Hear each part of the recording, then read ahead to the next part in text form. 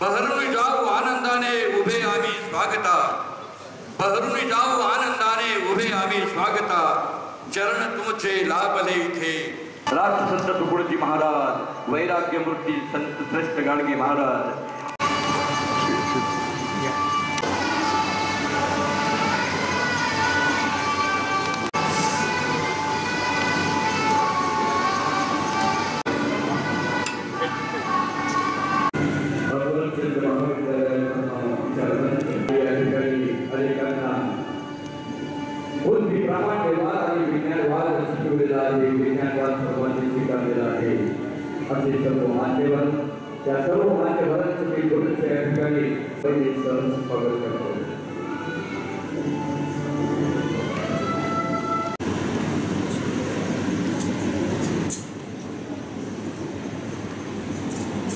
आपण आपापल्या जागेवर उभं राहावं। सर्व सभागृहातील श्रोत्यांना विनंती, त्यांनी आपापल्या जागेवर उभं राहावं। प्रथमतः या ठिकाणी राष्ट्रगीत होईल। सावधान, राष्ट्रगीत शुरू करेंगे, शुरू कर।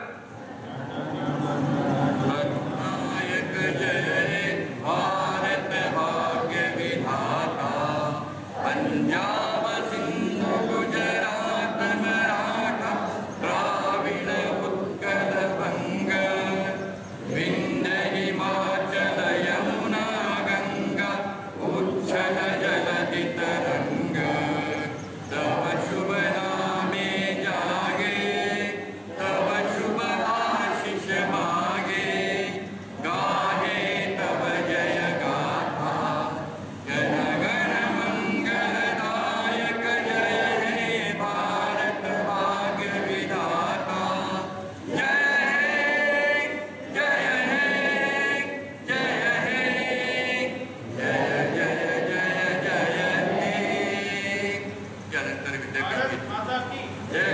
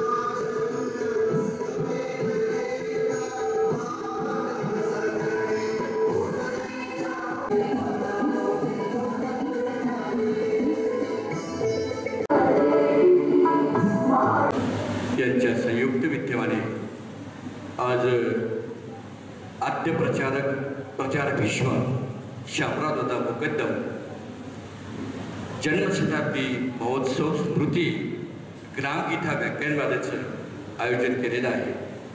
या व्याख्यानमालेचे आजचे अध्यक्ष आहेत सन्माननीय आदरणीय आपल्या विद्यापीठाचे प्रकुलगुरू आदरणीय डॉक्टर महेंद्र ढोरे सर। मी महेंद्र ढोरे सरांना विनंती करतो की त्यांनी आसनस्थ व्हावं आणि सर्वांनी सरांच्या प्रती आपला आदरभाव व्यक्त करावा टाळ्यांच्या आवाजामध्ये। आजच्या या प्रसंगी आपल्या विद्याप्रसारक मंडळाचे उपाध्यक्ष आदरणीय डॉक्टर ललितजी निमोदिया सर, मी सरांना विनंती करतो की सरांनी सुद्धा आपलं स्थान ग्रहण करावं। आपल्या विद्याप्रसारक मंडळाचे संचालक आदरणीय देवकिशनजी शर्मा सरांना विनंती करतो की त्यांनी सुद्धा आपलं स्थान ग्रहण करावं। आणि आजचे प्रमुख वक्ते आदरणीय पद्मश्री डॉक्टर सुभाष पाळेकर सर, सरांना विनंती करतो की सरांनी सुद्धा आपलं स्थान ग्रहण करावं. आदरणीय मधुकरजी घालट सर, सरांना विनंती करतो की त्यांनी सुद्धा आपलं स्थान ग्रहण करावं. मित्रहो, आपल्या महाविद्यालयातील भौतिकशास्त्राचे विभाग प्रमुख पण आज विद्यापीठाच्या नवोपक्रम व नवसंशोधन व सहचार्य मंडळामध्ये संचालक आहे असे आदरणीय डॉक्टर अजय लाड सर, सरांना विनंती करतो की सरांनी सुद्धा आपलं स्थान ग्रहण करावं. आणि विशेष म्हणजे आजच्या कार्यक्रमाला उपस्थित असलेले मित्र ज्यांचं सेवापूर्ती साहित्य आहे, आज फार मोठं कार्य आहे आणि जनसेवा हीच ईश्वर सेवा समजणारे आमचे राष्ट्रसंतांचे अनुयायी प्रचारक आदरणीय आचार्य हरिभाऊजी वेळुकर दादा यांना विनंती करतो की त्यांनी सुद्धा आपलं स्थान ग्रहण करावं.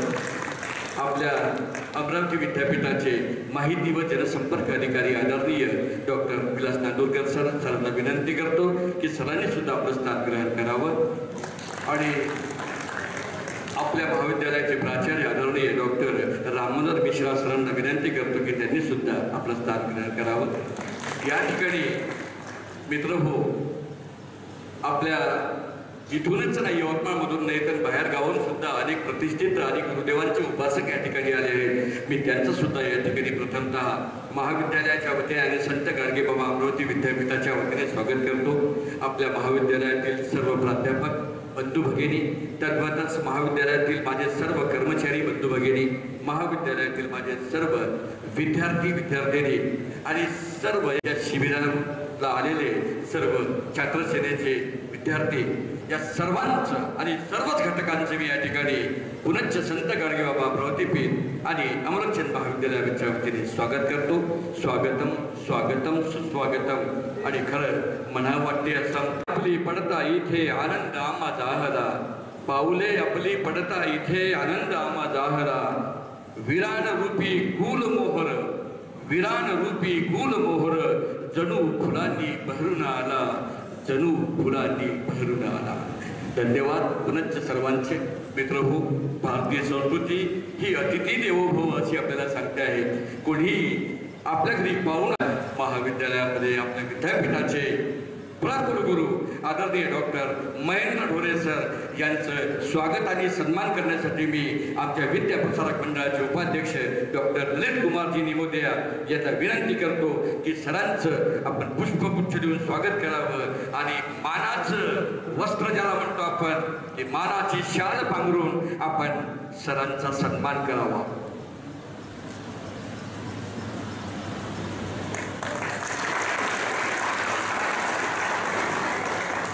तद्वतच निमोदिया सरांना पुनश्च विनंती, आजचे व्याख्याते पद्मश्री डॉक्टर सुभाष पाळेकर सरांचं सुद्धा आपण शाल आणि पुष्पगुच्छ देऊन त्यांचा सन्मान आणि स्वागत करावं. आदरणीय डॉक्टर ललित कुमारजी निमोदिया सर. आजच्या कार्यक्रमाची व्याख्याते Padmashri Subhash Palekar sir.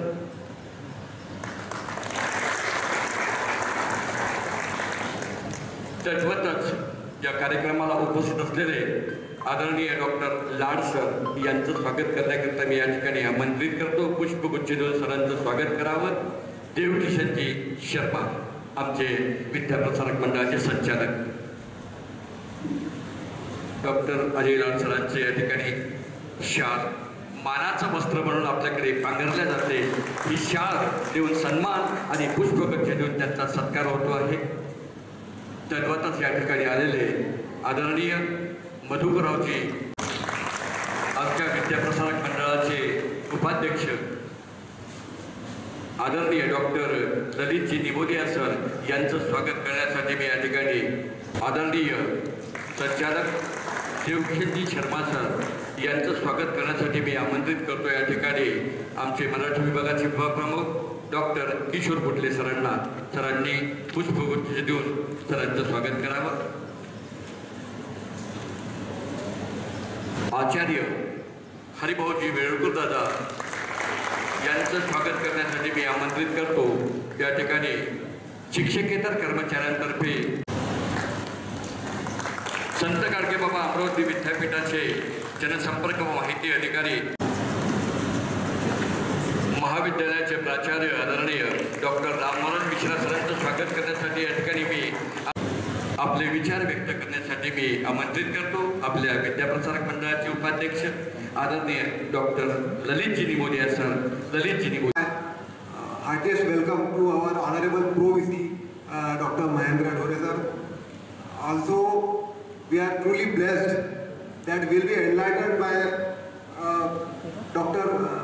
Subhaji Padekar, who is a distinguished Padma Shri, and it's really a matter of honor for all of us that in the next few minutes we will be guided by none other than Padma Shri, and he will be sharing his all agriculture related experience with us and how it will be helping us to in imbibing our lifestyles. And I also welcome Madhukarji Kharad sir. Also I extend my wishes to Ajay Lad sir. Ajay Lad sir was also with us, and now he has for few years he has gone to Amravati with the promise that he will be coming back. मी पुन्हा येईल असं सांगितलं आहे त्यांनी. Also I extend my wishes to professor Mishra sir, Avinashji असणारे sir, and all the faculties and students who have gathered in large numbers to get themselves enlightened. And dear friends, due to paucity of time, I will just, and due to some emergency in hospital, I take a leave and I extend best wishes to everybody. Thanks a lot. Thank you. Can I due to leave the function? Thank you. मी पुनच्च सरांचे या ठिकाणी आभार मानतो.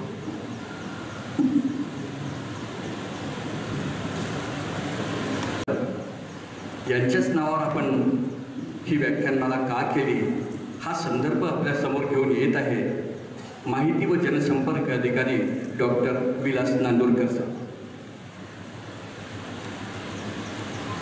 त्यांच्या पावन स्मृतीला अभिवादन करतो. आज विद्यापीठाच्या वतीने प्रचार भीष्म शामराव दादा मुक्तम स्मृती प्रीत्यर्थ ग्रामगीता व्याख्यानमालेचं प्रथम पुष्पाचं आयोजन अमलोकचंद महाविद्यालय यवतमाळ या ठिकाणी संपन्न होत आहे. आजच्या या प्रथम पुष्प व्याख्यान सत्राचे सन्माननीय अध्यक्ष विद्यापीठाचे आदरणीय प्रकुलगुरू डॉक्टर महेंद्र ढोरे सर. आजच्या कार्यक्रमाला प्रमुख वक्ते म्हणून त्यांची आम्ही निवड केली आहे ते आदरणीय पद्मश्री डॉक्टर सुभाजी पाडेकर सर. आजच्या कार्यक्रमाला म्हणजे ही व्याख्यानमाला सुरू करण्याकरिता एक केंद्रीय समिती गठीत करण्यात आली होती आणि त्या केंद्रीय समितीचे अध्यक्ष आणि वनराई अमरावतीचे अध्यक्ष श्री मधुभाऊजी घारड या व्याख्यानमालेमध्ये ज्यांनी सन्माननीय वक्ते म्हणून यापूर्वी व्याख्यान दिलं आहे आणि प्रचारक म्हणून ज्यांचं सर्वत्र नावलौकिक आहे असा त्यांनी आम्हाला आयोजित करण्याकरिता परवानगी दिली आणि अशा सुंदर व्याख्यानमालेचं कार्यक्रमाचं आयोजन त्यांनी या महाविद्यालयामध्ये त्यांच्या मार्गदर्शनाखाली केलं ते या महाविद्यालयाचे प्राचार्य डॉक्टर मिश्रा सर, संस्थेचे पदाधिकारी डॉक्टर ललित सर शर्मा सर आणि आजच्या कार्यक्रमाला उपस्थित मुक्तम कुटुंबातील सर्व सदस्यगण, राष्ट्रसंत तुकडोजी महाराजांचे भाविक भक्त, या महाविद्यालयातील विद्यार्थी, शिक्षक, शहरातील गणमान्य नागरिक, NCCT विद्यार्थी, पत्रकार सर्वांचं मी विद्यापीठाचा जनसंपर्क अधिकारी या नात्याने मनापासून स्वागत करतो. सर्वप्रथम मी एक आनंदाची बातमी म्हणजे की याच महाविद्यालयाचे डॉक्टर अजय लाड यांची विद्यापीठाच्या नवोपक्रम, नवसंशोधन आणि सहचार्य मंडळ यावरती संचालक म्हणून निवड झाली. सरांचं आपण टाळ्याच्या गजरामध्ये अभिनंदन करूया डॉक्टर लाड सरांचं. मित्रांनो, प्रचार भीष्म शामरावदादा मुक्तम स्मृती ग्रामगीता व्याख्यानमाला सुरू करण्याकरिता 5 लाख रुपयाचा दाननिधी प्रचार भीष्म शामरावदादा मुक्तम जन्मशताब्दी केंद्रीय समितीकडून विद्यापीठाला प्राप्त झाला होता आणि या दाननिधीवरील व्याजातून दरवर्षी 2 व्याख्यानांचं आयोजन विद्यापीठाच्या वतीने केलं जाते. एक व्याख्यान अमरावती जिल्ह्यामध्ये आणि दुसरं पुष्प 5ही जिल्ह्यामध्ये रोटेशन पद्धतीने आयोजित होते आणि यावर्षी अमरावती जिल्ह्यातलं व्याख्यान उद्या धारणी येथे आयोजित केलं आहे आणि आज प्रथम पुष्पाचं व्याख्यान यवतमाळ जिल्ह्यामध्ये अमलोकचंद महाविद्यालयामध्ये संपन्न होत आहे. जवळपास 2010 पासून ही व्याख्यानमाला सुरू झाली आणि आजवर या व्याख्यानमालेअंतर्गत 13 सन्माननीय वक्त्यांनी व्याख्यान दिले आहेत. विद्यापीठातील अभ्यासक्रमाच्या माध्यमातून विद्यार्थ्यांच्या ज्ञानामध्ये भर पडावी आणि विद्यार्थ्यांचं ज्ञान वाढावं याकरता विद्यापीठ सातत्याने कार्य करीत आहे. परंतु विद्यार्थ्याला ज्ञानासह संस्कार मिळावे आणि आपले विद्यार्थी संस्कारक्षम व्हावे, उत्तम नागरिक घडावे या उद्देशाने आम्ही राष्ट्रसंतांचे विचार त्यांच्यापर्यंत पोहोचावे याकरता अशा प्रकारच्या व्याख्यानमालाचं आयोजन आम्ही करतो.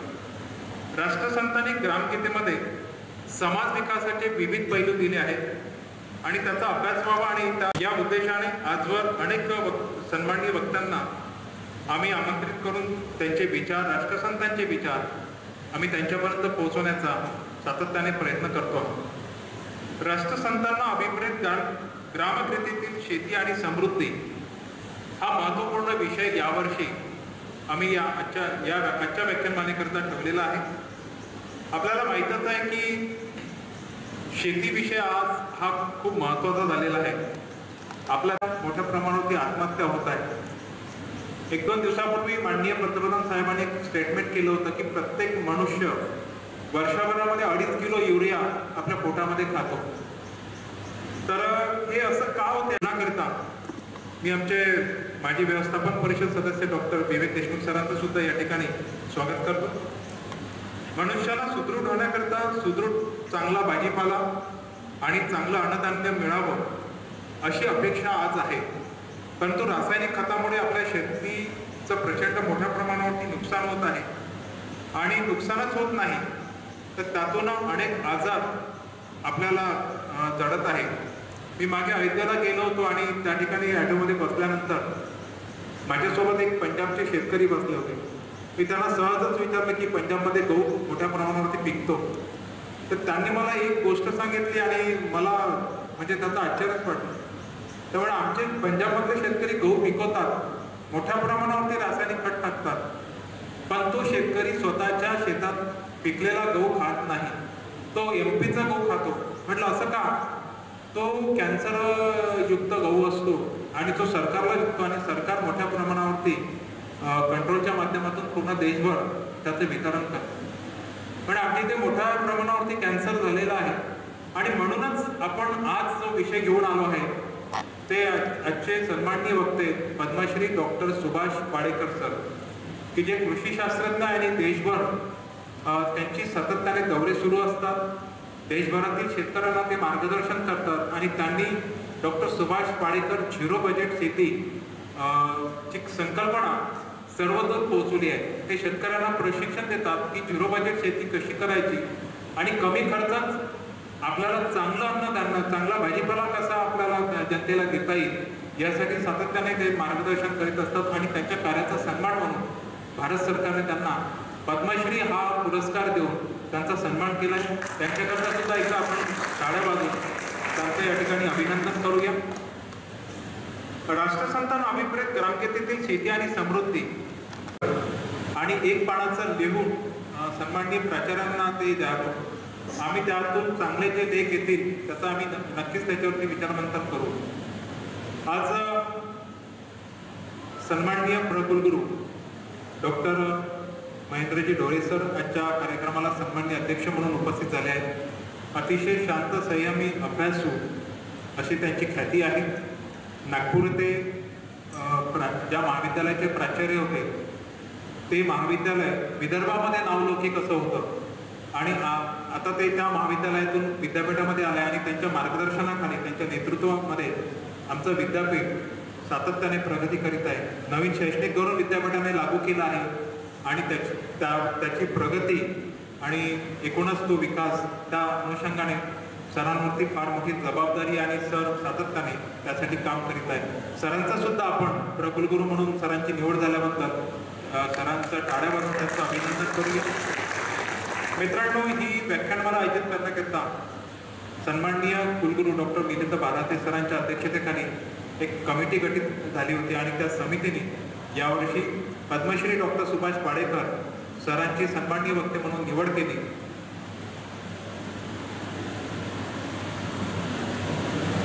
सातत्याने एक मला सांगावं वाटते की ही व्याख्यानमाला आयोजित करण्यामध्ये श्री मधुभाऊजी गारड आणि कोकदम कुटुंबातील जे सदस्य आहेत आणि राष्ट्रसंत तुकडोजी महाराजांचे भाविक भक्त यांचा प्रचंड प्रतिसाद विद्यापीठाला लाभतो आणि अशा प्रकारच्या चांगल्या व्याख्यानमालाचं आयोजन आम्ही दरवर्षी करतो. निश्चितच मला आशा आहे की आजचं व्याख्यान हे अभ्यासपूर्ण होईल आणि उद्बोधन पण होईल आणि राष्ट्रसंतांच्या विचारातील कृषी आणि समृद्धी हा विषय आपल्या सर्वांपर्यंत पोहोचेल.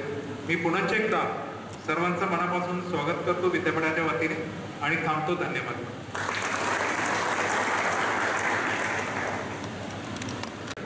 देशाचा सर्वोच्च चौथा पद्मश्री पुरस्कार देऊन ज्यांना गौरव केला ते कृषी महर्षी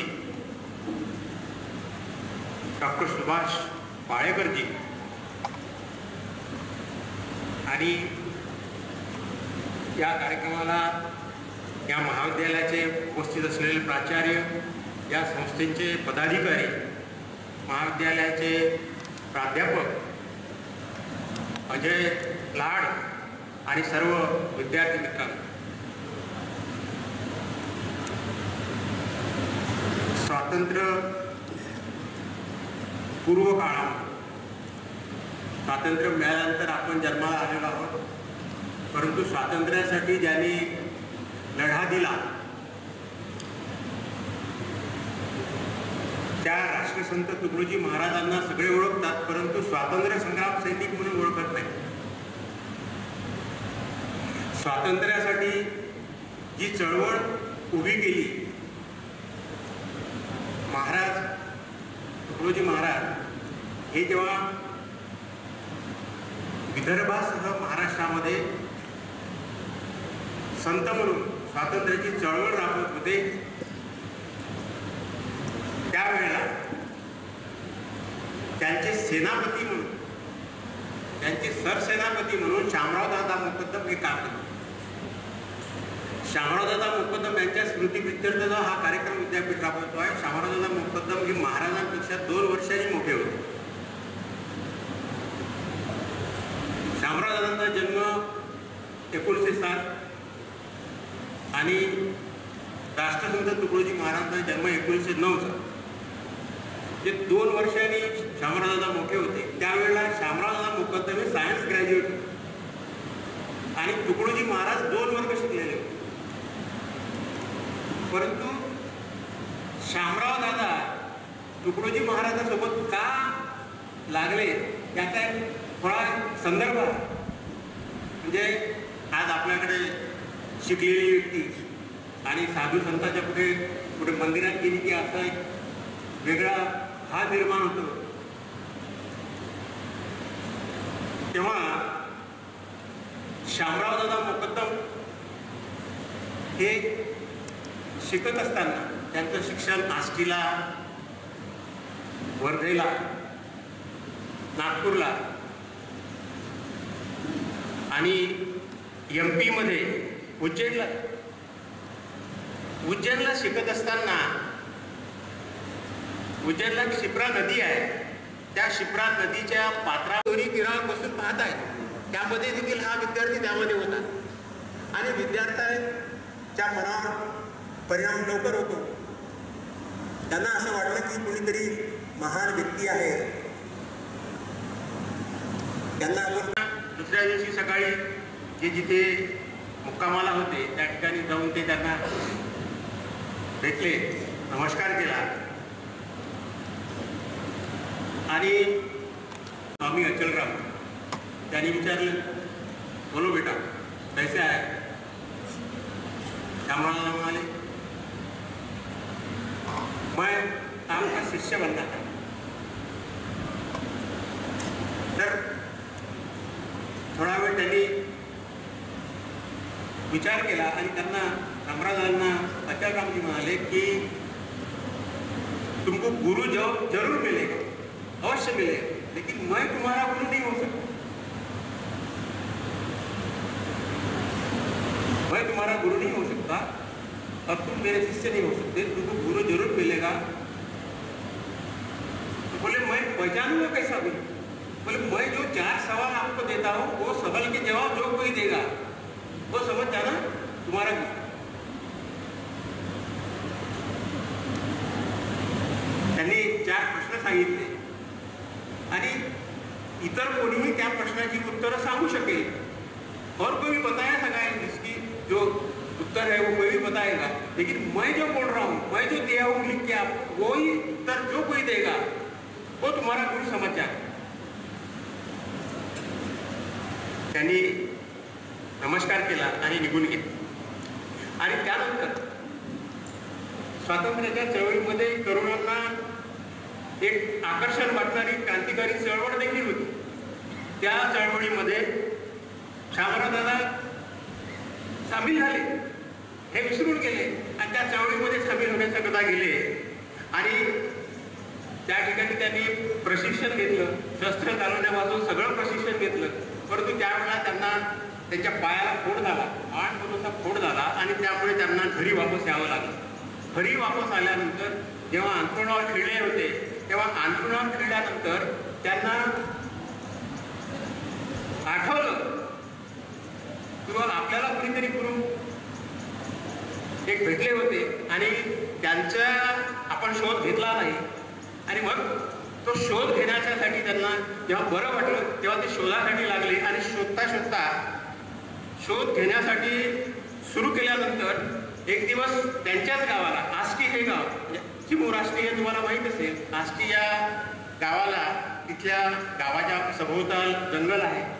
19-20 वर्षाचा मुलगा तुकडोजी महाराज यांचं नाव, ते तिथे आलेले आहेत आणि आष्टी गावामधली सर्व मंडळी जवळपास मुलं महिला दर्शनासाठी जात आहेत असं कळलं। शामरावदादाही भेटायला गेले की त्याला बघून घेऊया। भेटल्यानंतर त्यांनी नमस्कार केला, पण खूप गर्दी होती, बोलता आलं नाही। तेव्हा त्यांनी त्यांच्यासोबत जे होते त्यांना विचारलं की महाराज आता पुढे कुठे जातात? त्यांनी सांगितलं की सामोरच्या गावाला जातात। तिथे सामोरच्या गावाला मुक्काम होता, त्या शिरकोली गावाला महाराज गेले आणि दुसऱ्या दिवशी हेही तिथे पोहोचले। शांततेने भेट झाली। भेट झाल्यानंतर त्यांनी विचारलं की महाराज मला तुम्हाला काही विचारायचे प्रश्न विचारा। आणि स्वामी अचलरामजींनी दिलेले जे प्रश्न आहेत ते प्रश्न त्यांनी विचारले। पहिल्या प्रश्नाचं उत्तर तसं मिळालं, दुसऱ्याही प्रश्नाचं उत्तर तसं मिळालं, तिसऱ्याही प्रश्नाचं उत्तर मिळालं आणि शेवटी महाराज म्हणाले थांब गड्या, तू चौथा कोणता प्रश्न विचारणार आहे? तो प्रश्नही महाराजांनी सांगितला आणि उत्तरही महाराजांनी। आणि तेव्हापासून हा सायन्स ग्रॅज्युएट 2 वर्ग शिकलेल्या तुकडोजी महाराजांचा भक्त आणि अमरावती विद्यापीठ असो, नागपूर विद्यापीठ असो किंवा महाराष्ट्रातली बरीच मराठी विद्यापीठ आहेत, त्या विद्यापीठामध्ये जवळपास राष्ट्रसंत तुकडोजी महाराजांवर बऱ्याच लोकांनी रिसर्च पेपर केलेले आहेत। महाराजांच्या साहित्यावर असेल, महाराजांच्या सगळ्या जीवनावर असेल, यापैकी बरीच या पेपरमध्ये जर तुम्ही थोडंसं माहिती घेतली तर महाराजांचं जीवन हे 2 भागामध्ये विभागलं जातं। पहिला भाग म्हणजे स्वातंत्र्याच्या काळामध्ये इंग्रजांविरुद्ध लढण्याचा आणि देशाला स्वातंत्र्य मिळवून देण्यासाठी स्वातंत्र्य संग्राम करायचा आणि दुसरा भाग मिळालेलं जे स्वातंत्र्य आहे, देशाला मिळालेलं जे स्वातंत्र्य आहे, या स्वराज्याचं सुराज्यामध्ये परिवर्तन करायसाठी केलेलं काम। आणि त्यावेळी महाराजांनी ग्रामगीता लिहिली, जे राष्ट्रसंत जरी होते परंतु त्यांचा मुख्य उद्देश देशाला स्वातंत्र्य मिळवून देण्यासाठी होता आणि त्या स्वातंत्र्य चळवळीचे मुख्य सेनापती शामरावदादा मोपकदम होते आणि त्यांनी निरनिराळ्या पद्धतीने गावागावात जाऊन महाराजांनी सांगितले की गडा ज्यांच्यावर विश्वास होता त्यांनाच त्यांनी सांगितलं आता बोलवत आहे, सगळ्यांना सांगितलं नाही, कारण इंग्रजांसारखा बलाढ्य शत्रू समोर होता, सगळ्यांना साधणं कठीण आहे आणि म्हणून शामरावदादांनी सांगितलं की गड्या पहिलं काम आपल्याला देशाला स्वातंत्र्य मिळवून देणे आहे, परंतु हे सरसकट होता येणार नाही। आपली जी जुनी साधनं आहेत, आपल्या ज्या प्रार्थना आहेत, आपली जी आरती मंडळ आहेत, अशा जी काही धार्मिक कार्यक्रमातून आपल्याला लोक तयार करावी लागतील, कारण तो जो काळ होता हा काळ म्हणजे इंग्रजांच्या विरुद्ध बोलल्या गेल्यानंतर त्याचं काय होईल ते सांगता येत नव्हतं. अशा परिस्थितीमध्ये जी जुरी साधनं होती, भजन आहे, भाषण आहे, कीर्तन आहे, प्रवचन आहे, या जुन्या साधनाचा वापर करून गावामध्ये तरुण मंडळ स्थापन करून 1, 2, 5, 10, 50 शेकडो गावामध्ये आरती मंडळ स्थापन केली आणि त्या आरती मंडळाच्या माध्यमातून तरुणांना जोडण्यात आलं. आणि ह्या तरुणांना जोडल्यानंतर म्हणजे या सगळ्या तरुणांना जोडल्यानंतर जी क्रांती झाली, की त्या क्रांतीने स्वराज्य मिळालं. त्या क्रांतीने म्हणजे महात्मा गांधी शांततेच्या मार्गाने, परंतु क्रांतीच्या मार्गानेही बरीच लोक पट्टाळी करणारी होती. आणि म्हणून एक दिवस राष्ट्रसंतांना एका पत्रकाराने विचारलं की महाराज, देशाला स्वातंत्र्य शांतीने मिळेल की क्रांतीने मिळेल? तेव्हा महाराज म्हणाले, गड्या, शांतीवाले जेव्हा क्रांती करण्यासाठी उत्सुक होतील तेव्हा देशाला स्वातंत्र्य मिळेल.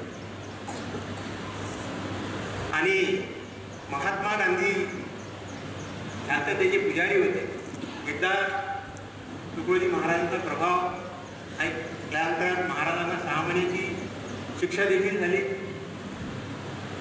जे काहे को धूम मचाते हो दुखवा कर भारत सारे, आते हैं नाथ हमारे.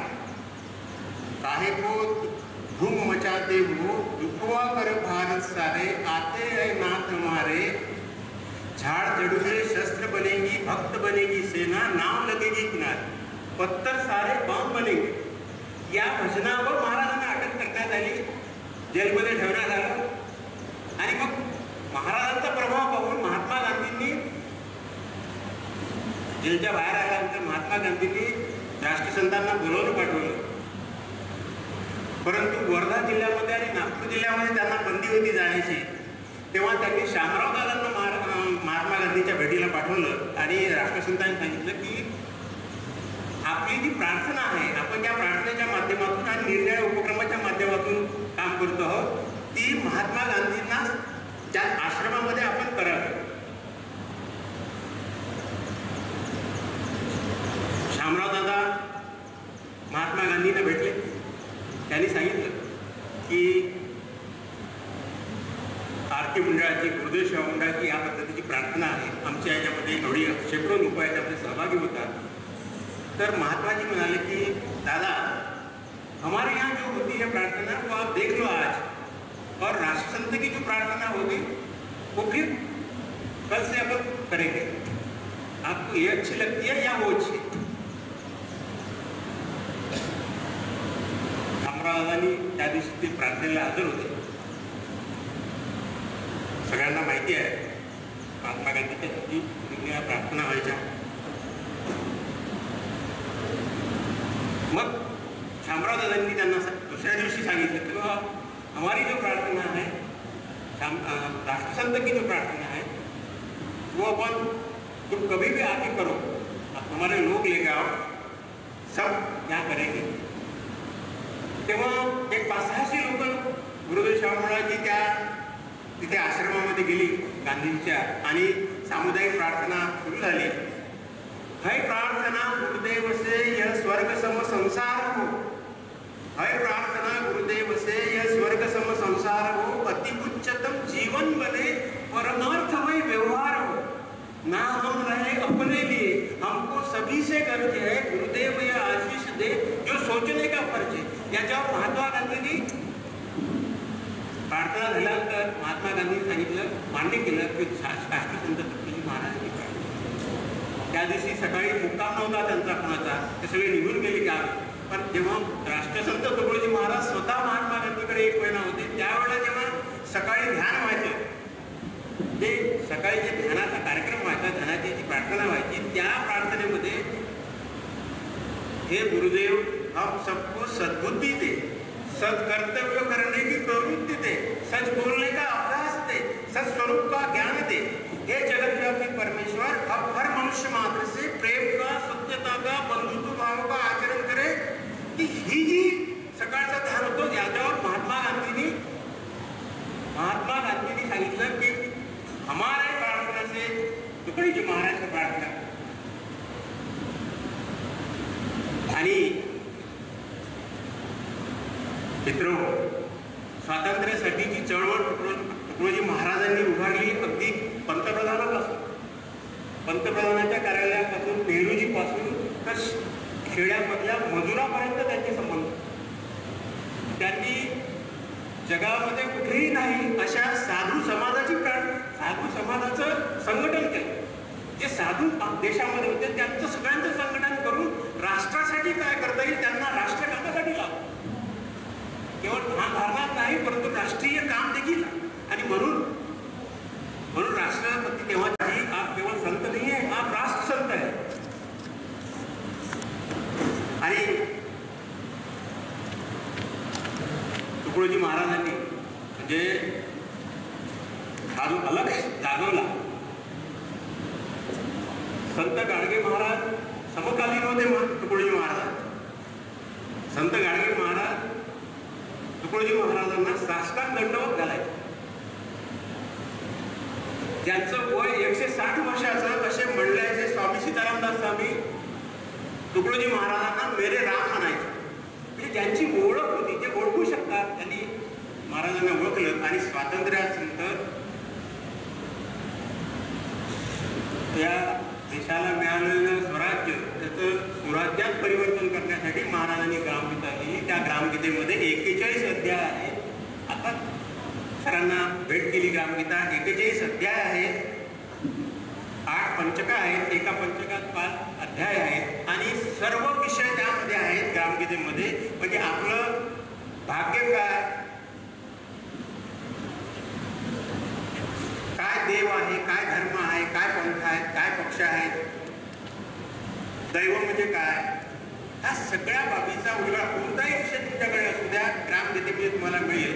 आणि विद्यापीठाच्या वतीने ही ग्रामगीता व्याख्यान मला त्या दृष्टीने सुरू करण्यात आली की विद्यार्थ्यांना ग्रामगीतेच्या माध्यमातून गाव, शेती, भाती आणि सगळी निसर्ग साक्षरता त्यामधून आपल्याला मिळू शकेल. आज आपण साक्षर आहोत, अक्षर साक्षर आहोत, परंतु आपण निसर्ग साक्षर नाही आणि लॅक ऑफ नेचर लिटरसी आपले सगळे प्रश्न आहेत. मी जास्त वेळ घेणार नाही. तेव्हा आपण या ठिकाणी आज कृषी क्षेत्रामधले महर्षी ज्यांनी एक वेगळा असा कृषी क्षेत्रामध्ये एक क्रांतिकारक शोध लावून त्याचा प्रचार केलेला आहे आणि संपूर्ण देशभर सुरू आहे.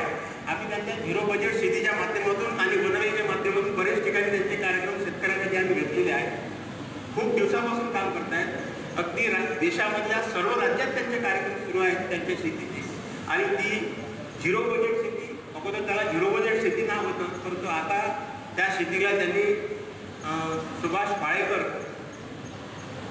शेती म्हणून नाव दिलेलं आहे. त्याच्याच नावाने ती सगळ्या देशभर प्रसिद्ध आहे. तेव्हा आपण सर्वांनी त्याचा लाभ घ्यावा अशी विनंती करतो. जय हिंद, जय भारत. धन्यवाद सर. प्रचार भीष्म शामराव दत्ता मुकद्दम यांचं जीवनचरित्र आणि त्यांच्यामध्ये झालेलं परिवर्तन आपल्यासमोर मधुकरराव खारट सरांनी सांगितलेलं आहे. जास्त आपला आता अंत बघायचा नाही.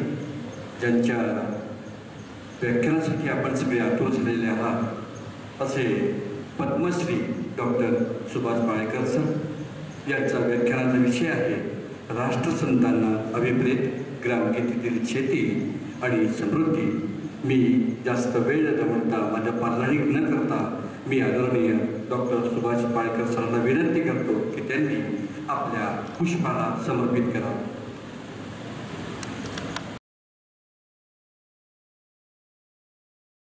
व्याख्यानाला यवतमाळमधील अमोलकचंद महाविद्यालयामध्ये आपणासमोर सादर केल्या जात आहे त्याबद्दल आमच्या विद्यापीठाचे कुलगुरू डॉक्टर महेंद्र ढोरे साहेब आणि कुलगुरू डॉक्टर मिलिंद बाळहाते यांचे आभार व्यक्त करतो. की त्यांनी एक चांगल्या विषयाला सुरुवात केलेली आहे. व्यासपीठावर अधिष्ठित माननीय श्री डॉक्टर महेंद्र ढोळेजी, कुलगुरू संत गाडगेबाबा अमृती विद्यापीठ, विलासराव नांदुरकर जनसंपर्क अधिकारी, परम आदरणीय हरिभाऊ गिरवटकरजी यांनी आपलं सगळं जीवन राष्ट्रसंतांच्या विचारांना जगासमोर ठेवण्यामध्ये ओढून घेतलेलं आहे. आमचे मधुभाऊ भारत मंडळीचे अध्यक्ष, जे या जन्मशताब्दी केंद्रीय समितीचे अध्यक्ष सुद्धा आहेत, आणि या महाविद्यालयाचे प्राचार्य, इथले सगळे उपस्थित पदाधिकारी, अध्यापक, प्राध्यापक, विद्यार्थी मित्रांनो आणि भगिनी, विषय अतिशय समर्पक ठेवलेला आहे, पण त्या विषयाला अनुरूप जो श्रोतृवर्ग पाहिजे तो इथे नाही आहे. राष्ट्रसंत गाडगेबाबा आणि राष्ट्रसंत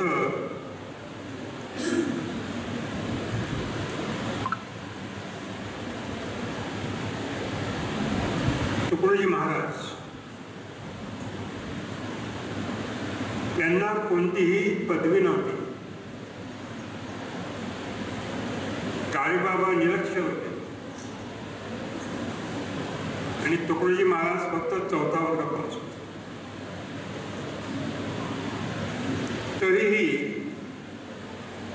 विद्यापीठाला त्यांचं नाव देण्यात येतं. याचा अर्थ डिग्रीचा, पदवीचा आणि तुमच्या कर्तृत्वाचा काहीही संबंध नाही.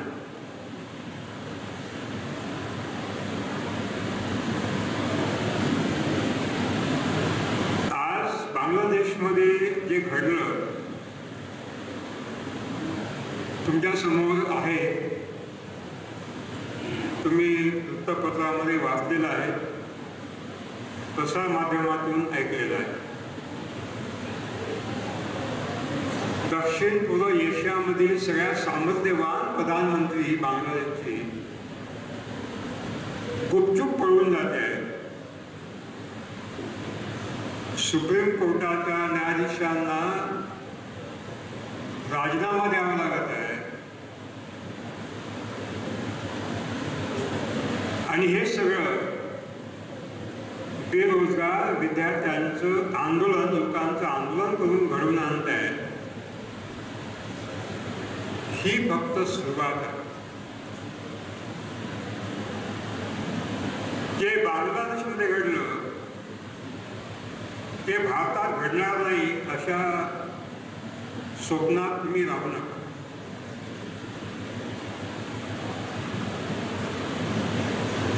कारण पदवी आहे, नोकरी नाही. नोकरी आहे, छोकरी नाही, म्हणजे लग्न होत नाही. नोकरी नाही तर लग्न नाही.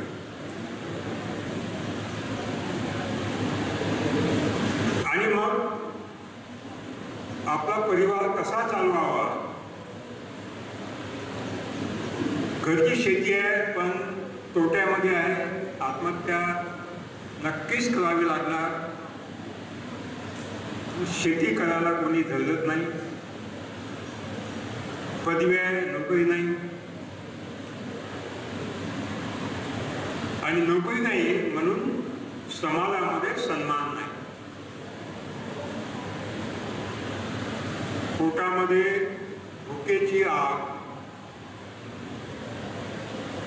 डोक्यामध्ये क्रोधाची आग, ज्या हाताने सुंदर मंदिरे घडविले, अजिंठा वेरूळचे अतिशय जगद्विख्यात शिल्प घडवले, ज्यात आणि सृजन केलं, नवनिर्माण केलं, त्या युवकांच्या हातात दगड आले, शस्त्र आले, बंदूक आल्या आणि सगळ्या जगामध्ये हिंसा घडायला लागली. त्याला कारण काय? 50 चपराशाच्या जागा, अर्ज आले 35,000. त्यामध्ये उच्च शिक्षित PhD, B.Com, M.Com, MSc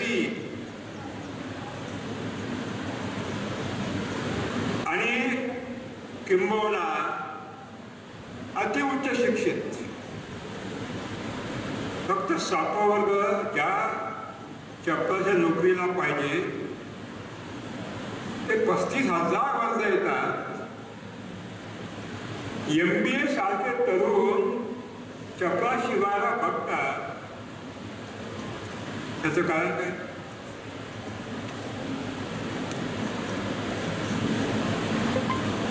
याचा अर्थ हा की पदवी आहे पण नोकरी नाही. म्हणून प्रश्न आहे, पदवीचा आणि नोकरीचा काही संबंध असावा का?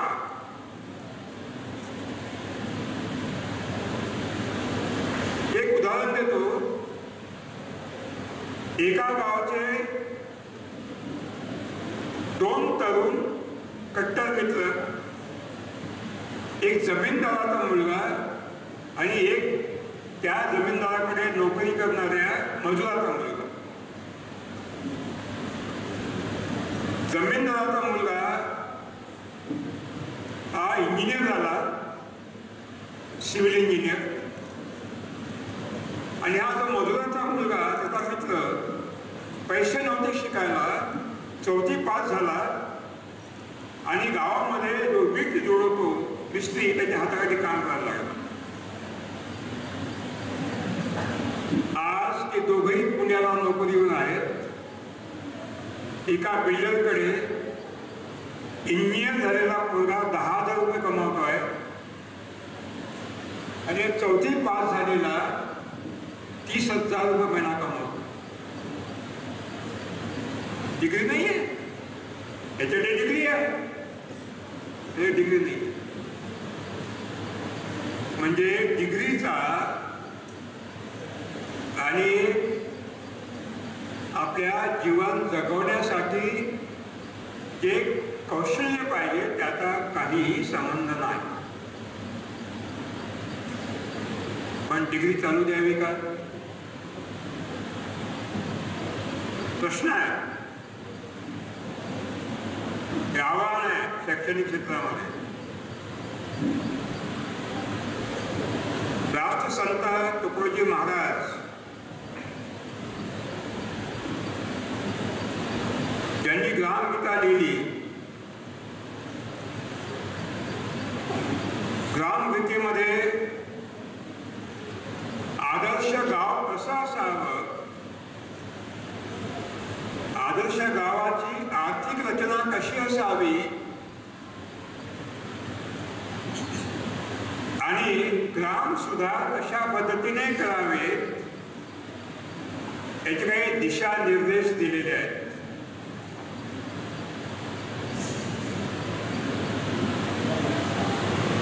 तुकडोजी महाराजांचे लाखो अनुयायी आहेत, पण तुकडोजी महाराजांचे भक्त किती आहे प्रश्न आहे. कारण आज संपूर्ण भारतात, माफ करा माझे शब्द तुम्हाला कदाचित थोडे जाणवतील, पण तुकडोजी महाराजांच्या स्वप्नाचा एक गाव सुद्धा आज उभं झालेलं नाही, जे पूर्णपणे स्वावलंबी आहे. खरं आहे का दादा? कुठं आहे? युरोप दादा खरं आहे? कुठं आहे? एक गाव सुद्धा नाही जे संपूर्ण स्वावलंबी आहे. का? केवळ भजन प्रवचन करून समाज सुधारत नाही. या युवा शक्तीला हिंसेकडून अहिंसेकडे व नवनिर्माणाकडे सृजनाकडे कसं वळवावं याचं प्रशिक्षण देण्यात आपण कुठेतरी कमी पडतो. जगात लाखो गांधीवादी आहेत, गांधी भक्त एकही नाही. कारण गांधीच्या स्वप्नातला भारत जाऊ द्या एक गावही उभं झालेलं नाही. सेवाग्राम सुद्धा नाही, भांडण चालू आहे.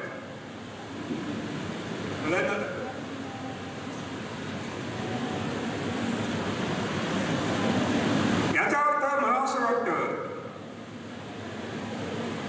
डॉक्टर ढोरे साहेब बोलू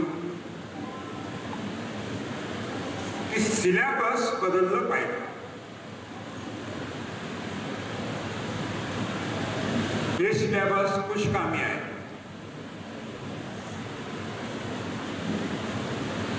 जर ही पदवी डिग्री 2 वेळेची भाकर देण्याला असमर्थ बनत असेल आणि ते शिक्षण आपण मुलांना देत असू विद्यार्थ्यांना, तर मला वाटतं या नवीन पिढीला, युवा पिढीला आपण योग्य दिशेनं घेऊन जात नाही आहे असं मला वाटतं.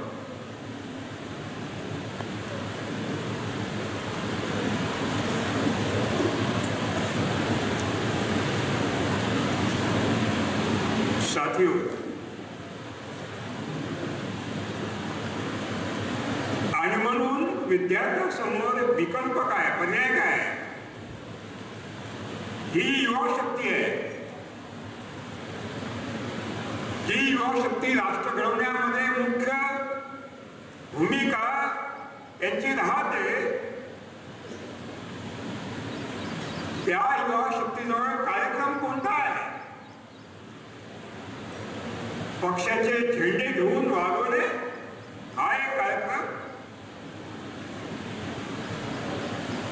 किंवा मोर्चामध्ये हातात दगड घेऊन बंद करणे,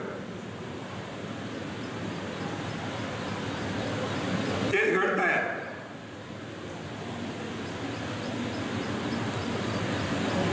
आणि म्हणून शेतीशिवाय पर्याय नाही. आणि शेती करतो म्हटलं तर आत्महत्या आहे, प्रचंड घाट आहे. आणि मग या विषयावर आम्ही सखोल अभ्यास केला.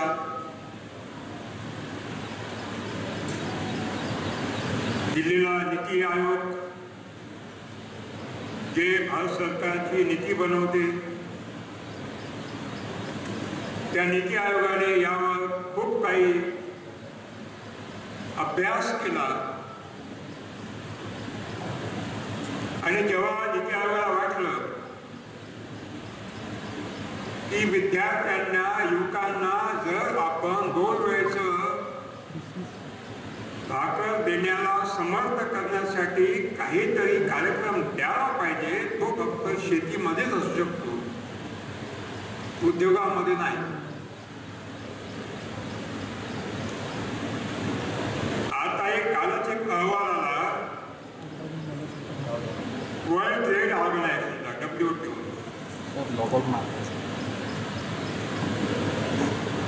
अमेरिकेमध्ये तिथला विकास दर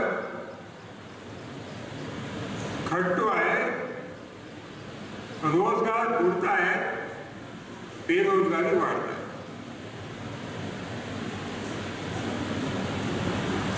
हे फक्त अमेरिकेत नाही, सगळ्या जगात आहे. का? त्याला कारण आहे. मानवी सभ्यतेवर, संस्कृतीवर फार मोठे 2 संकट आता आलेले आहेत, जे भस्मासुर आहेत. संपूर्ण मानव जातीलाच नव्हे तर किंबहुना संपूर्ण सजीव सृष्टीला विनाशाकडे नेत आहे. ते म्हणजे जागतिक तापमान वृद्धी, ग्लोबल वॉर्मिंग आणि जलवायू परिवर्तन, क्लायमेट चेंज, हवामानात होणारे बदल आणि आर्टिफिशियल इंटेलिजन्स, नकली बुद्धिमत्ता. हे दोन भस्मासुर आहेत जे अराजकाकडे जगाला नेणार आहेत आणि युवा शक्तीला हिंसेकडे नेणार आहेत. कोणी म्हणेल ठीक आहे, ग्लोबल वॉर्मिंग मला मान्य आहे, पण हे आर्टिफिशियल इंटेलिजन्स कसं काय? त्याला कारण आहे. जगामध्ये एक स्पर्धा चालू आहे. जगातला अर्थसम्राट कोण होणार आहे? जगातला सगळ्यात श्रीमंत व्यक्ती कोण असेल? तो बिल गेट्स असेल, अदानी असेल, अंबानी असेल, कोण असेल? आणि या जीवघेण्या स्पर्धेमध्ये सगळं जग आता भरडल्या जात आहे.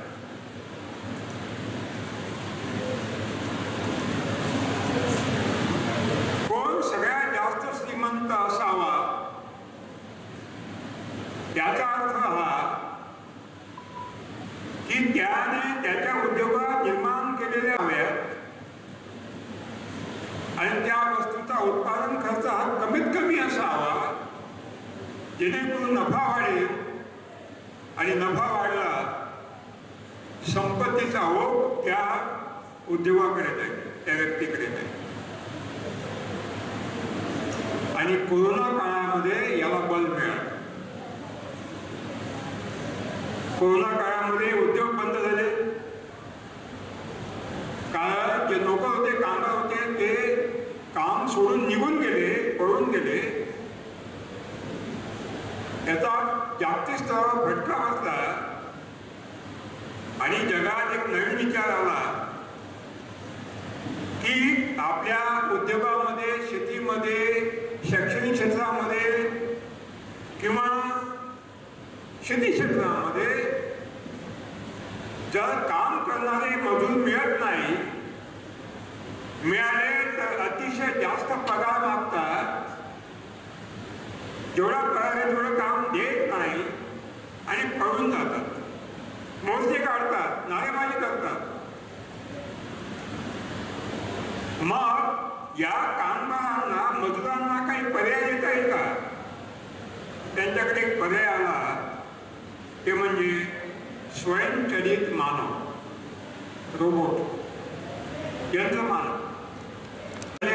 शेतीमध्ये आता फवारणीसाठी ड्रोन आलेले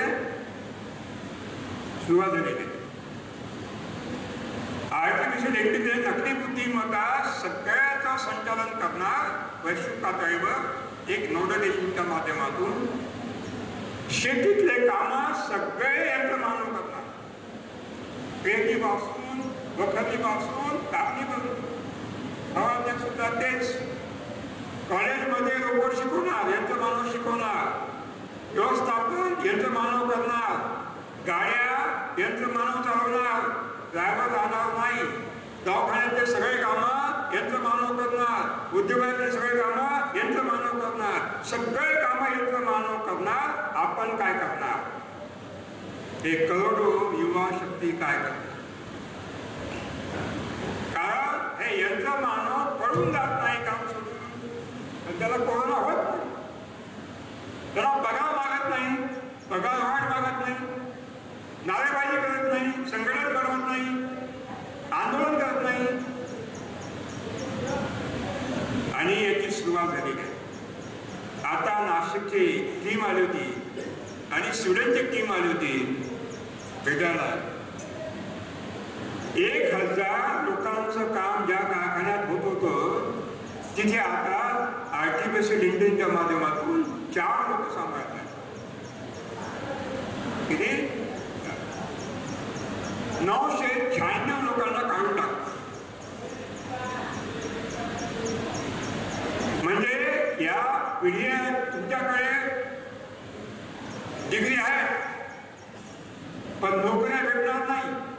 हे निश्चित आहे.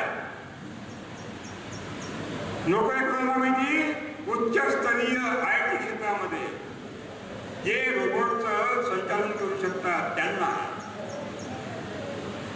M.Com, MA, MSc, BSc वाल्यांना नोकरी भेटणार नाही. याचा अर्थ शेतीशिवाय पर्याय आणि शेती घाटेल आहे. आत्महत्या करावीच लागते, आत्महत्या करावीच लागते. मग ती रासायनिक शेती असो ती सेंद्रिय शेती असो, दोन्ही महाविनाश आहे, दोन्ही विनाश.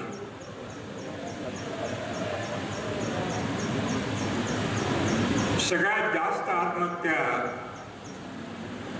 विदर्भात होत आहेत आणि विदर्भातल्या सगळ्यात जास्त आत्महत्या विश्वास आहे तुमच्या यवतमाळ जिल्ह्यात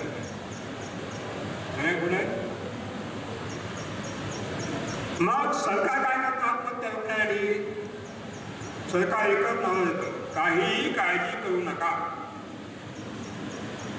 ज्या कुटुंबातल्या शेतकऱ्यांनी आत्महत्या केलेली आहे त्या कुटुंबातला एकाला नोकरी आम्ही देणार,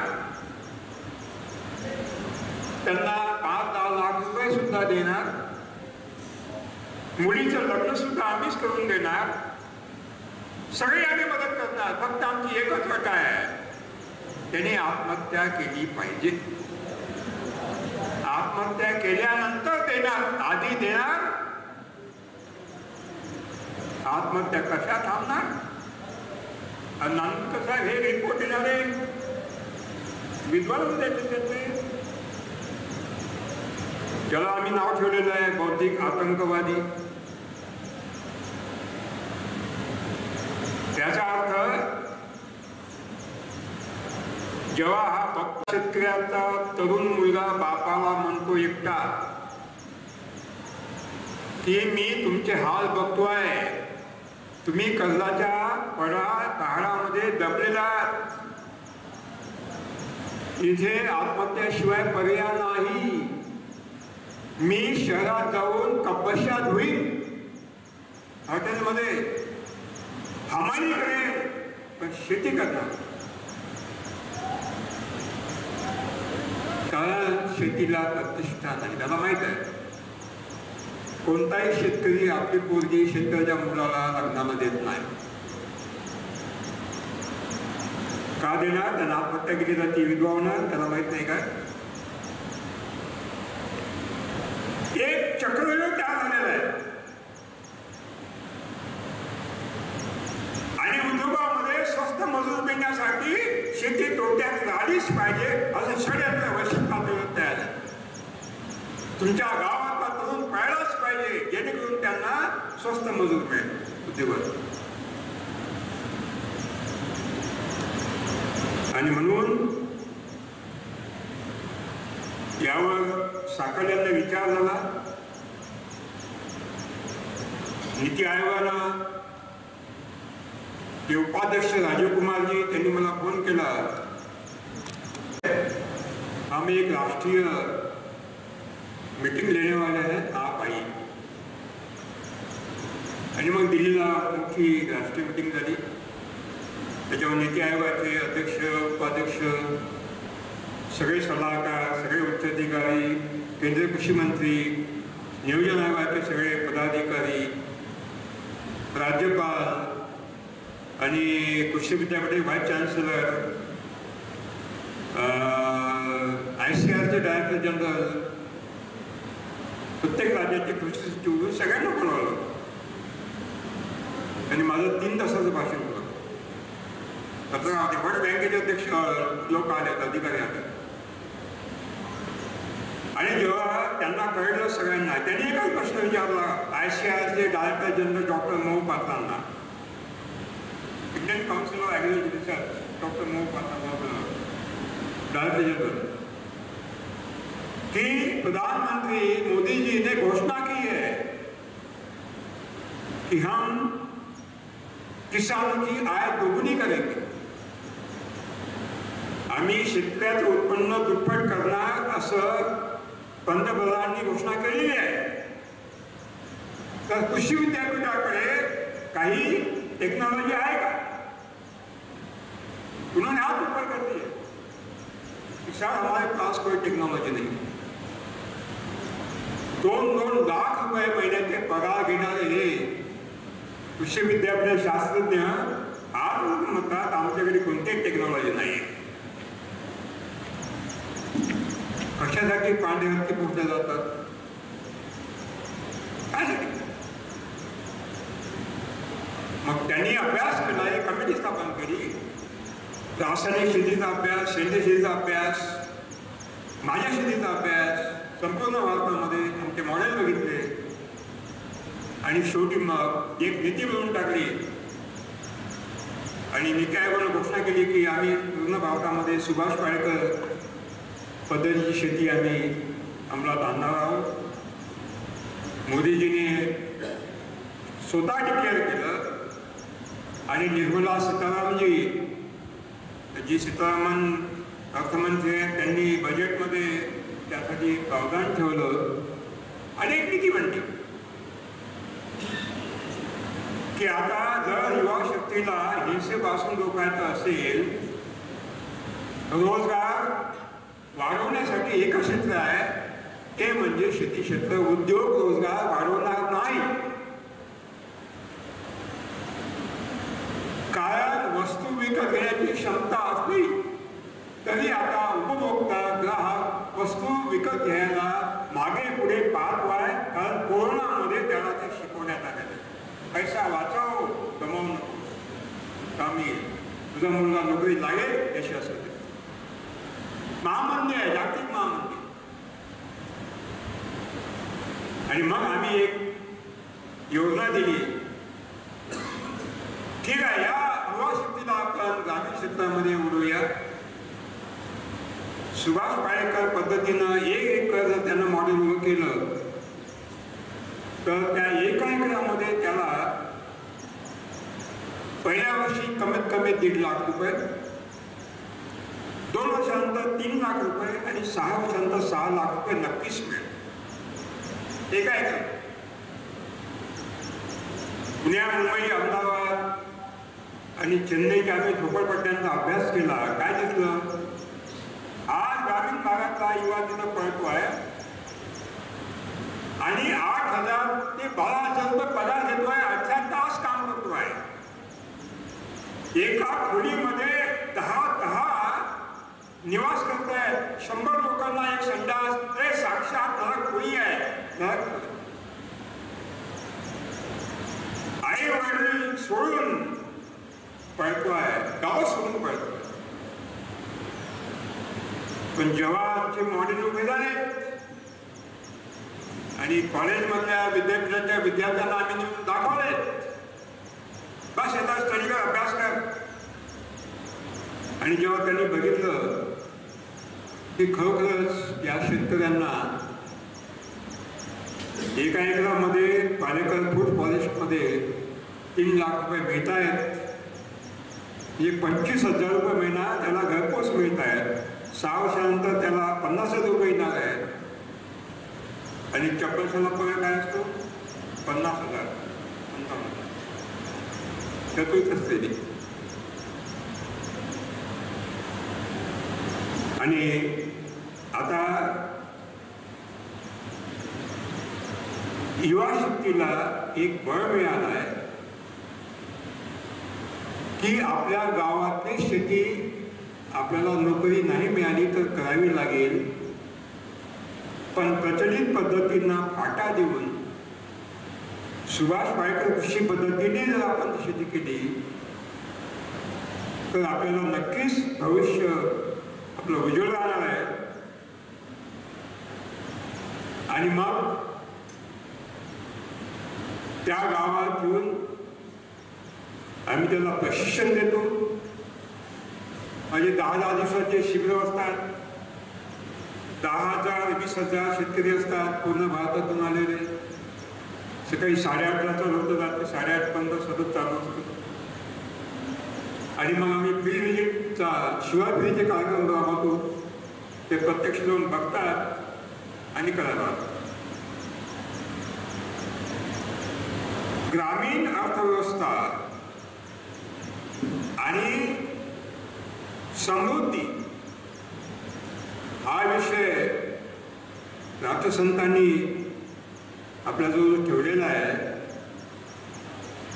मला वाटतं राष्ट्रसंतांच्या या स्वप्नाला जर नक्कीच न्याय देणार असाल तर केवळ प्रवचन कीर्तन करून चालणार नाही. तुम्हाला हे या प्रवाहात यावं लागेल आणि राष्ट्रसंतांच्या स्वप्नाला परिपूर्तता आणण्यासाठी झळावं लागतं. त्याशिवाय काही पर्याय नाही. हे संमेलन होत आहेत, बैठका होत आहेत, भाषण होत आहेत, काही निष्पन्न निघत नाही.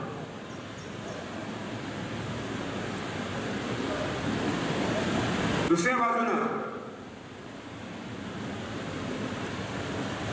कोरोना, कर्करोग, कॅन्सर, मधुमेह, डायबिटीस, उच्च रक्तदाब आणि हार्ट अटॅक संपूर्ण जग या चक्रव्यूहात बसलेलं आहे. केवळ हार्ट अटॅक माहीत नाही, केव्हा कॅन्सर वगैरे माहीत नाही आणि जगात या आजारावर कोणतंही औषध नाही. Medicine is not remedy to cure the diseases. कोणत्याही रोगाला दुरुस्त करण्याची कोणतंही औषध हे रामबाण नाही, लक्षात ठेवा. औषध हा उपाय नाही, औषध हा उपाय नाही.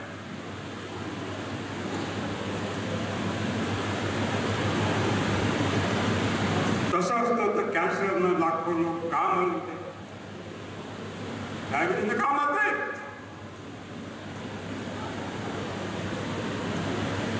ईश्वराने जन्मता आपल्याला रोगापासून दूर ठेवण्यासाठी एक अद्भुत देणगी दिलेली आहे.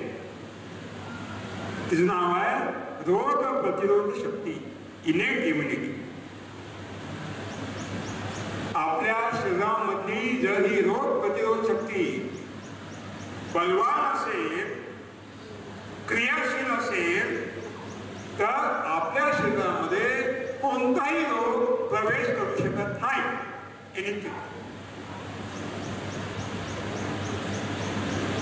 आणि जी पाश्चात्य जीवनशैली आहे ती सगळी जीवनशैली आपली प्रतिकार शक्ती नष्ट करण्यासाठी काम करत आहे. मग आपली ताटात येणारं भोजन असो की नाश्त्यामध्ये येणारे आपले फळाचे पदार्थ असो की पाणी असो की पर्यावरण असो किंवा पाश्चात्य संस्कृतीचं आक्रमण आपल्या आयुष्यावर झालेलं आहे. तुम्ही जे जे खाता ते विषारी खाता आणि हे सगळं विष रासायनिक शेतीमधून आलेलं आहे. सोबतच सेंद्रिय शेतीमधून सुद्धा विष खावं लागतं. ऑर्गॅनिक फार्मिंगमधून सुद्धा विष खावं लागतं. रासायनिक शेतीमध्ये रासायनिक खतांचे, कीटकनाशकांचे, तणनाशकांचे अवशेष आणि सेंद्रिय शेतीमध्ये कॅडमियम, आर्सेनिक, मर्क्युरी, लेड हे अत्यंत विषारी जड पदार्थ आणि रेडिओधर्मी एलिमेंट्स, रेडिओ ऍक्टिव्ह एलिमेंट्स जड पदार्थ आपल्या खाण्यात जातात. आपली प्रतिकारशक्ती कमजोर बनते आणि आपल्याला रोग होतात. म्हणजे कॅन्सर, डायबिटीस, मधुमेह, हार्ट अटॅक किंवा कोरोना या सगळ्या रोगांना कोण जबाबदार असेल त्याला 6 कारण आहेत. त्यापैकी हे विषारी अन्न आहे जे रासायनिकमधून मिळते आणि सेंद्रिय शेतीतून मिळते.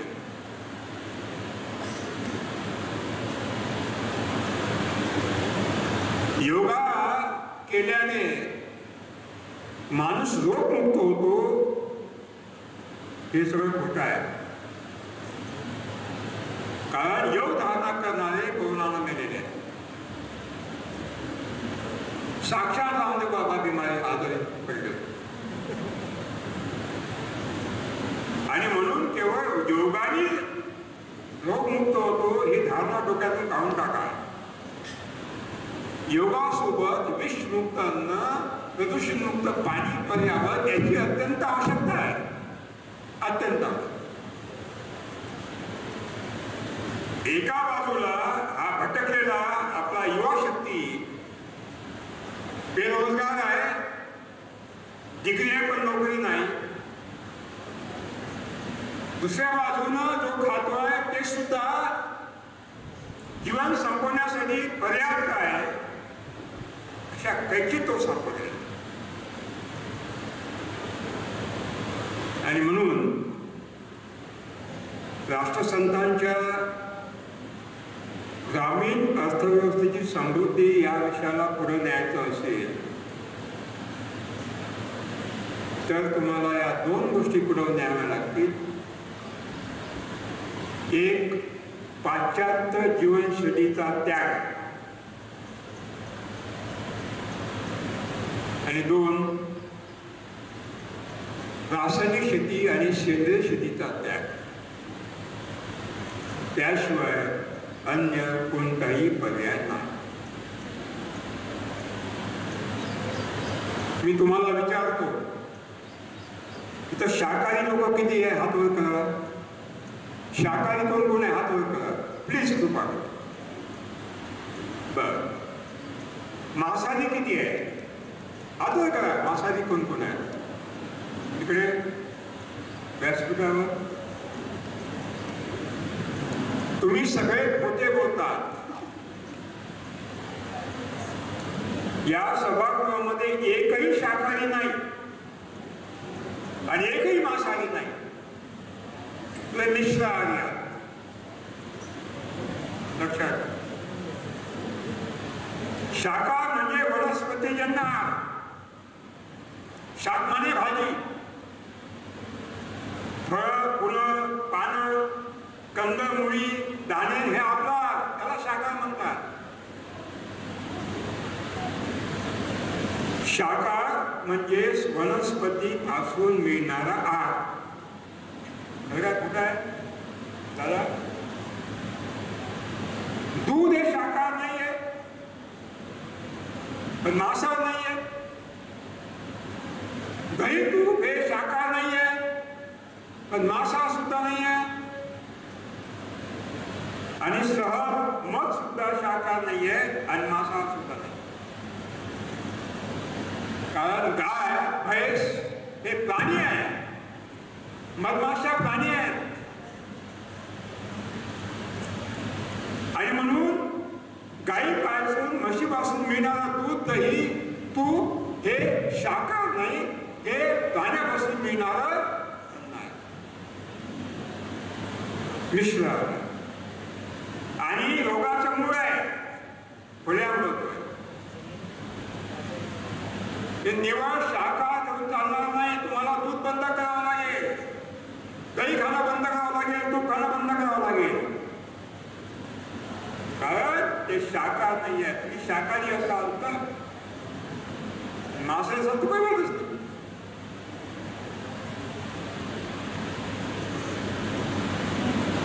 कारण दूध, दही, तूप हे अल्कधर्मी नाही आहे, आम्लधर्मी आहे. It is not alkaline, it is acidic. गहू, तांदूळ आम्लधर्मी आहे, अल्कलाइन नाही आहे, ऍसिडिक आहे. आणि आपण ते रोज खातो. मानवाचं रक्त हे विम्लधर्मी आहे, अल्कलाइन आहे. पीएच व्हॅल्यू 7.4 आहे. म्हणजे आपल्या रक्ताला फक्त विम्लधर्मी अन्न पाहिजे, अल्कलाइन अन्न पाहिजे, आम्लधर्मी अन्न पाहिजे नाही. आणि नेमके आपण तेच खातो आणि डॉक्टरचं बिल भरतो. आईचं दूध फुटल्याने इथं माता भगिनी आहेत. बाळाला आई दूध पाजते आणि आईचं दूध तोडलं जातं आणि त्याला ज्या दिवशी पहिल्यांदा गाईचं दूध पाजलं जातं त्यावेळेस काय होते सांगा? काय होते? हिरवी काय होते? पसाकडे होते. मग तुम्ही काय म्हणता? ते कोणतं ग्राईक मिक्सचर आणा ते पाजा आणि पचत नाही. कसं पाजणार? कारण गाईचं दूध म्हशीचं दूध हे बाळासाठी नाही, बाळासाठी आईचं दूध आहे. आणि म्हणून शाखाच्या नावाखाली जो नंदानाथ चालू आहे, लक्षात ठेवा ते दूध दही तूप सुद्धा आपल्याला रोगाकडे नेणारे सिद्ध झालेले.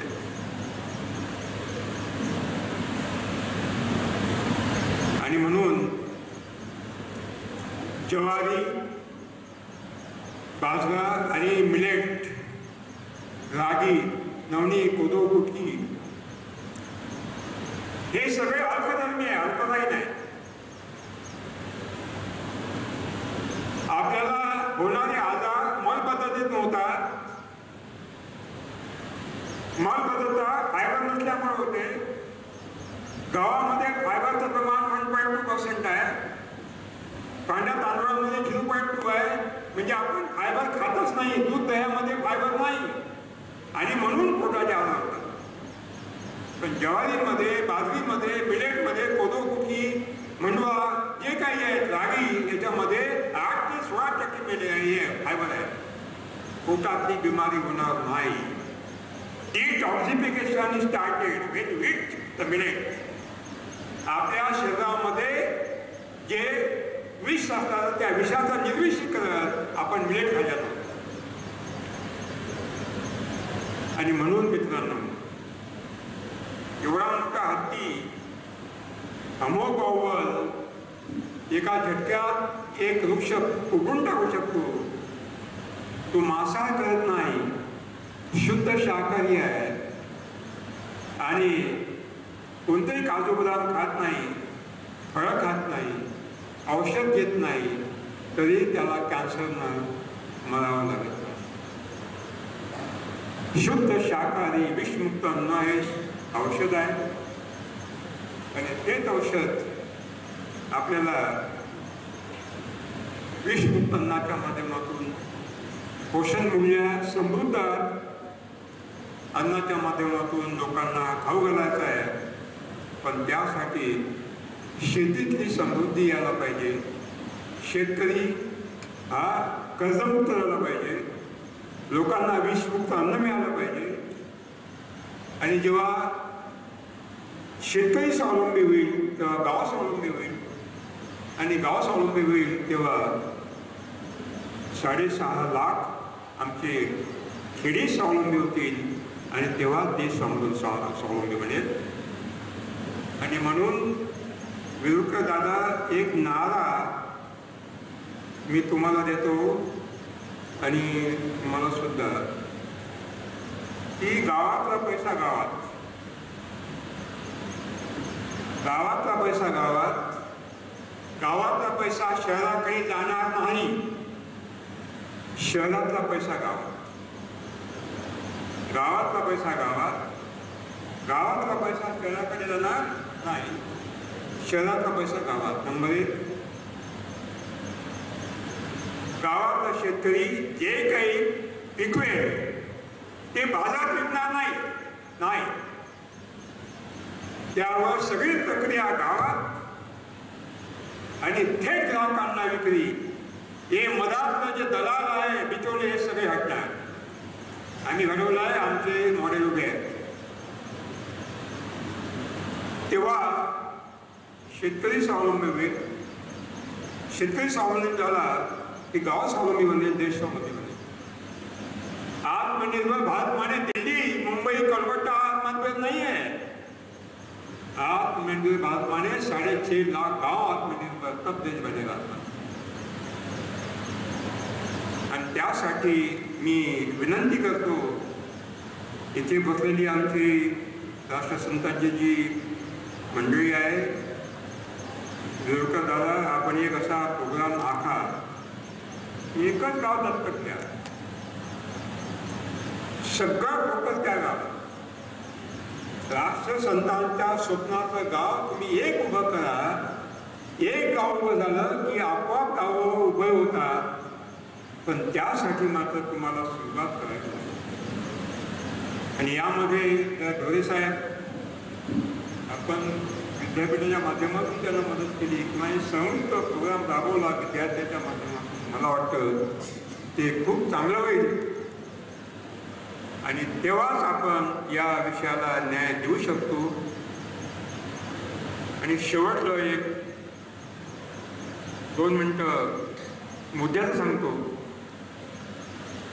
की पाश्चात्य जीवनशैलीच्या संस्कृती विसरलेला आहोत. आज बघा, राष्ट्रसंतांच्या टोप्या घालायला सुद्धा युरोपियन ड्रेस घालून आहेत. म्हणजे मला नाही वाटत आपण सुधारला आहोत. आणि म्हणून आमूलाग्र बदल, त्यासाठी स्वतःपासून सुरुवात हे एक फार मोठं धनुष्य आपल्याला उचलायचं अवघड आहे, पण अशक्य नाही. आणि म्हणून सरकार काय करेल याकडे बघायचं नाही. आदर्श गाव निर्माण करण्याचं जेव्हा आपण मनामध्ये नियोजन करतो, तेव्हा आपल्यासमोर 2 गावं येतात. अण्णा हजारेंचं रायगड शिंदे आणि पोपटराव पवारांचं हिवरे बाजार.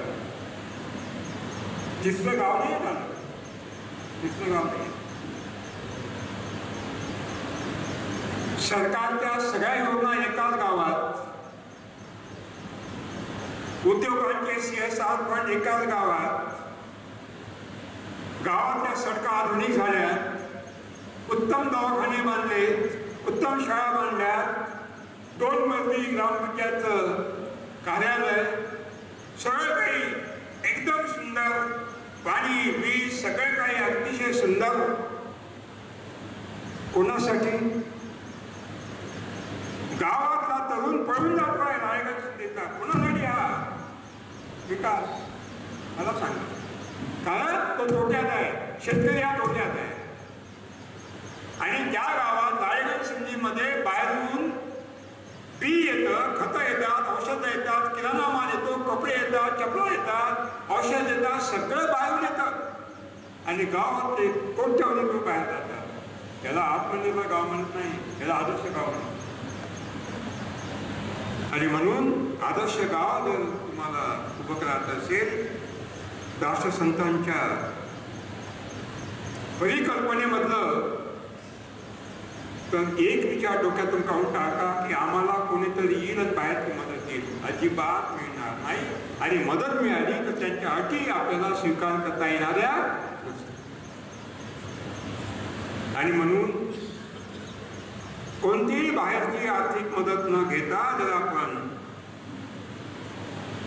गावातला पैसा गावात, गावातला पैसा शहरात नाही, शहरातला पैसा गावाकडे, या केवळ याच केंद्रबिंदूत कार्यक्रमावर आपण पुढे गेलो तर नक्कीच राष्ट्रसंतांचं स्वप्न पूर्ण होण्याला काही वेळ लागणार नाही. मी खूप वेळ घेतला, त्याबद्दल मी क्षमा मागतो आणि माझे 2 शब्द संपवतो. धन्यवाद. जय हिंद. सखोल असे विचार आपल्या पुढे मांडलेले आहेत. राष्ट्रसंतांच्या विचारातली शेती आणि समृद्धी गाव पातळीवर आज काय महत्त्वाचं आहे आणि संपूर्ण सार त्यांच्या या व्याख्यानामधून, विवेचनामधून आपल्यासमोर त्यांनी मांडलेलं आहे. म्हणून राष्ट्रसंतांनी म्हटलेलं आहे, शेतकरी सुखी तर गाव सुखी. खरंच असं आदर्श गाव आपण सर्वांनी निर्माण करावं, हाच संदेश त्यांच्या या विवेचनामधून आपल्या पुढे मांडलेला आहे. आता जास्त वेळ आपल्याला घ्यायचा नाही. आजच्या या व्याख्यानमालेचे अध्यक्ष संत गाडगेबाबा अमरावती विद्यापीठाचे प्रकुलगुरू आदरणीय डॉक्टर महेंद्र ढोरे सरांना विनंती करतो की त्यांनी आपलं अध्यक्षीय मनोगत या ठिकाणी व्यक्त करावं. कडून प्राप्त झालेल्या दाननिधीमधून प्रचार भीष्मा शामरावदादा मुकदम स्तुती ग्रामगीता व्याख्यानमालेच्या आयोजनाच्या पहिल्या पुष्पाचे प्रमुख वक्ते मंचावर उपस्थित आपल्या विदर्भाचे गौरव पद्मश्री डॉक्टर सुभाष पाळेकर सर, मंचावर उपस्थिती दर्शवून कार्यबाहुल्यामुळे निघून गेलेले या शिक्षण संस्थेचे उपाध्यक्ष डॉक्टर ललित कुमार निमोदियाजी, शिक्षण संस्थेचे संचालक शर्माजी,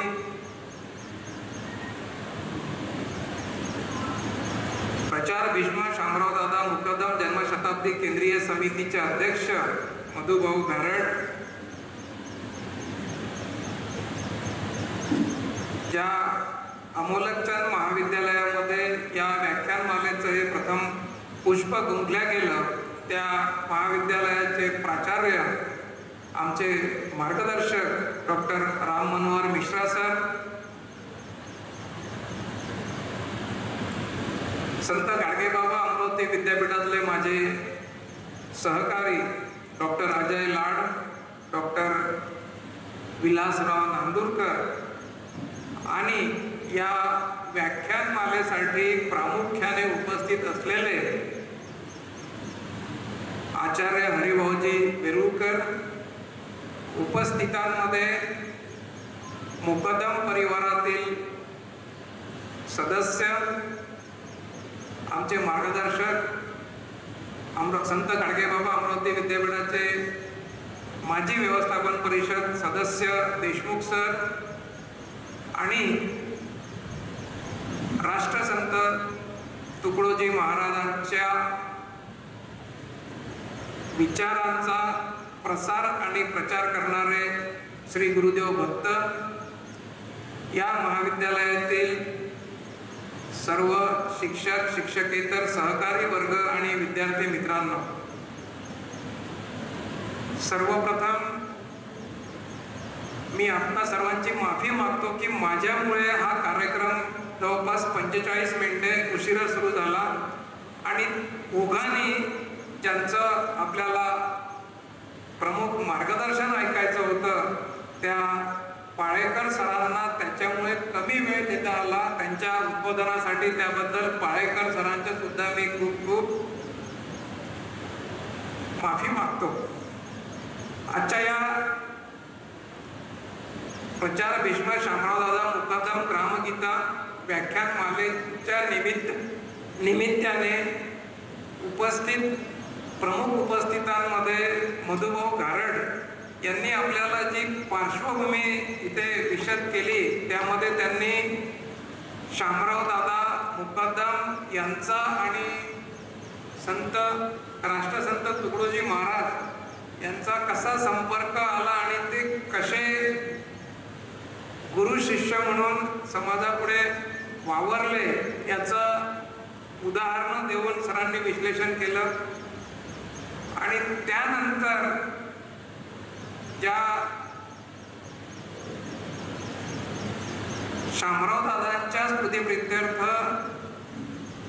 ही जी व्याख्यानमाला आयोजित केली आहे त्या व्याख्यानमालेचं प्रथम पुष्प कृषी शास्त्रज्ञ सुभाष पाळेकर सरांनी इथे गुंफलं. सर, आपण आपल्या व्याख्यानामधून राष्ट्रसंतांना अपेक्षित असलेलं जे ग्राम उन्नती आहे त्याच्यावरती आपण भाष्य केलं आणि सरांनी नुसतं भाष्यच नाही केलं तर त्यांनी अडचणी सुद्धा सांगितल्या आणि त्या अडचणी मांडत असताना त्याच्यावरचे उपाय सुद्धा आपल्याला पाळेकर सरांनी आपल्या समोर प्रस्तुत केले. पाळेकर सर